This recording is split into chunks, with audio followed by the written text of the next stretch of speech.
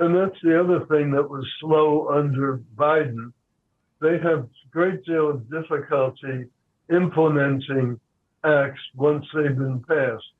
So in the case of the CHIPS Act, it was 2 years after Congress passed it and President Biden signed it. It was 2 years before they committed the first money. That left us exposed for another 2 years to the vulnerability of being an importer of 75% of all the semiconductors that we use. So I'm glad it finally got enacted. I'm glad it finally got appropriated, and I'm glad they finally implemented it. But that left us vulnerable for 2 more years than we need to be. What do you think, Secretary Ross, is at stake for private equity investors in this election?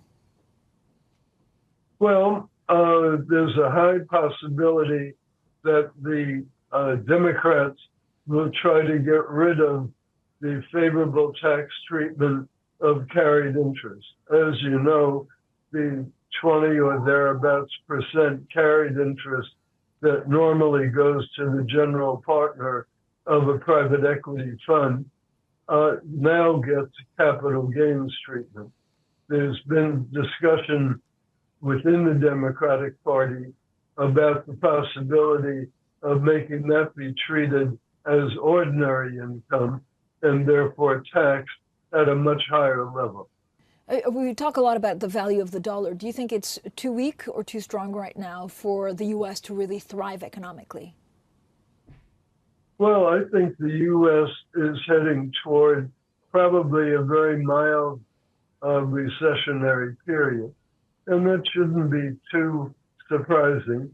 It was artificially propped up by all the rate situations that had prevailed and all the cash that was pumped into the economy in the aftermath of COVID. I think they overdid that, and particularly they overdid it in the sense that that money didn't go into productive use.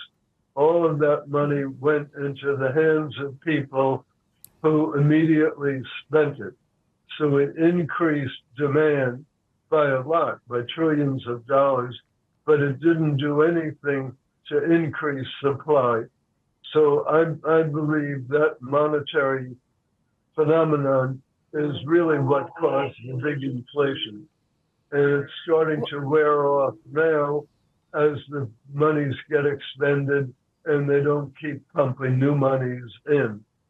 So I think between that and the fact that when the jobs were being recreated after COVID, somewhere between 30 and 40% of all the jobs being created were actually government-related jobs. They were healthcare, they were education, they were direct government service. So again, they weren't building the economy. They weren't creating supply of goods. And I think it's that series of factors that really caused the inflation.